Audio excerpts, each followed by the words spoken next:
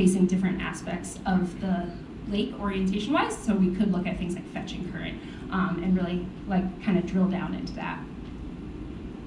But this reef is only about 25 meters long. It's a very small reef. And so what we did, we have done a lot of pilot studies at this reef in the past, but we wanted to be able to refine all of our techniques and really get better positioning. So our team, alongside with our partners at Rockport and UVM and a few others, we came up with a system to place anchors and underwater cable so that we have an underwater map when we drop our scuba divers off, that they can actually place gear much more specifically and really refine it. This is also going to be helpful for when we drop the divers off, for them to orient themselves underwater. So here is a picture illustrating exactly how small this reef is. All of these buoys are the where the anchors got placed on the main stem, and we've got our divers in the water. This is in the midst of placing all of the gear. And some of the dive pictures that we have from our scuba divers, we definitely know that lake trout do utilize this reef. We've seen directly observed lake trout. This is at the reef's edge where there's some cinder blocks, but I will show you there are also eggs within the interstices on the reef proper. So even though this reef is colonized by Dreissenids and it does have cladophora and some siltation, it does seem to still have interstitial space in place enough that eggs are able to get down in there. But are they able to stay there? So we also know that there are a lot of round gobies at this site, even during spawning periods. And if you're familiar with lake trout, they have a really long incubation period. And so if you have gobies present, that whole time, even if there is some movement of gobies offshore, it's a long time period in which you could potentially lose all your eggs. And then this is just a photograph of the accelerometers. So alongside with our partners, we were placing accelerometers to capture some abiotic data at various reefs. And it was, again, logistically difficult on such a small reef. So this year, when we go back and place it with our underwater map, hopefully we can redo that study a little bit better.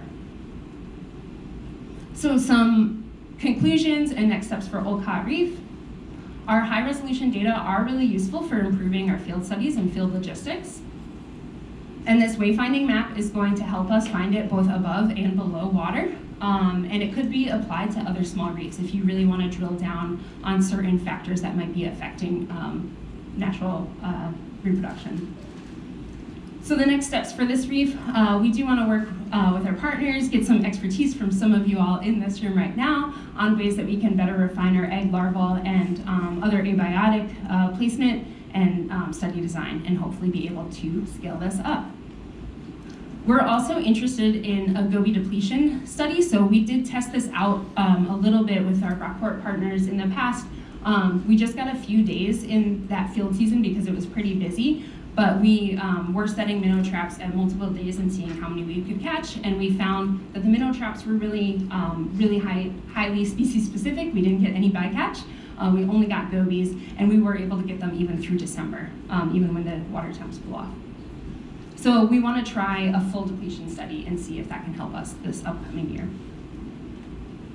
All right, so moving on and switching target species, we're going to talk more about Coregonines, and we're going to move to Middle Shoal in Chameau Bay in eastern Lake Ontario. And so everyone always wants to know, if we build it, will we come, right? We keep all of our old reefs get silted in, let's build new ones.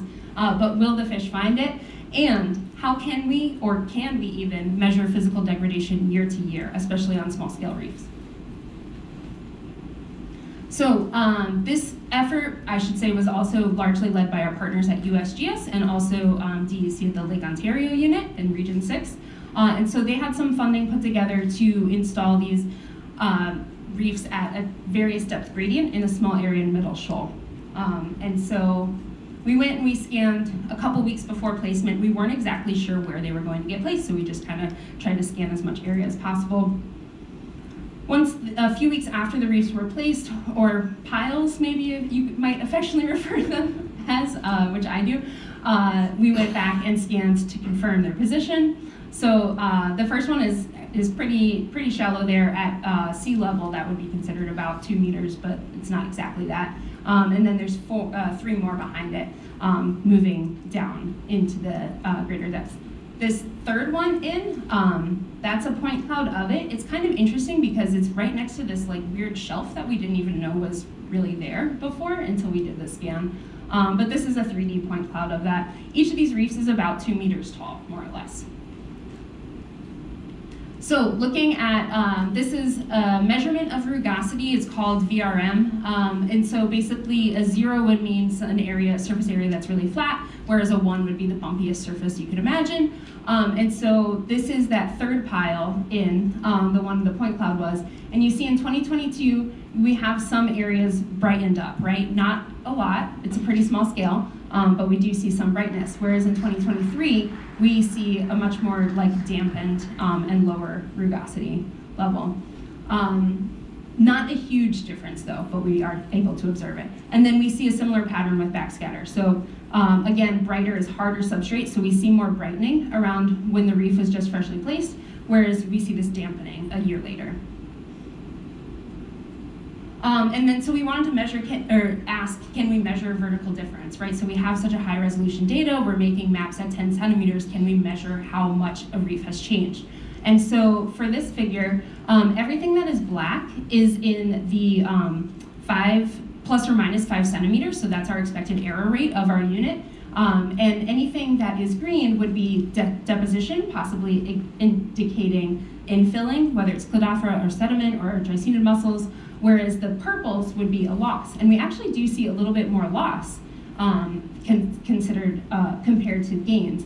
This could be just individual rocks coming off of the reef right after it was placed. It also could reflect a little bit of settling as the reef settles in. So a third year might capture that a little bit better. But here's some images of the reef right after it was installed, about a year later, and then this is a control site where it was not installed at all. So, middle shoal, conclusions and next step. If we build it, will they come? I didn't actually answer that at all. So you're gonna have to stick around and wait for Ryan's talk to get the answer to that question. He's right after me. But can we measure physical degradation? And the answer is yes. We have to keep in mind our potential error rates, but we are able to get vertical, spatially explicit differences pixel to pixel. We did see that there appeared to be a little bit of settling, but we also, through our video cameras, did see some infilling. So a third year might capture that a little bit better. And either way, we did see some dampening on the backscatter and the rugosity.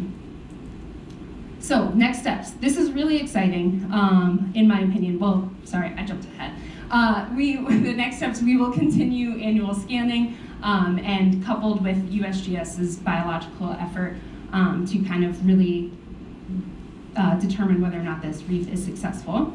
But what's really exciting is we can apply this approach to experimental cleaning. So this is something that managers are really interested in currently, is can we experimentally clean reefs?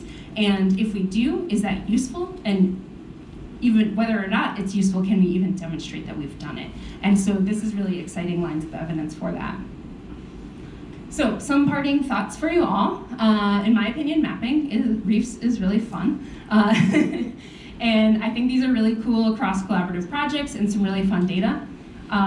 In my mind, also, mapping reefs has been hard. I feel like I'm getting another grad degree. But it's been, it's a little bit of a learning curve, but it has been really valuable. And now we really know how to best utilize this tool. So if you have any exciting project ideas in mind, come talk to any of us and we could brainstorm some neat ideas. Now that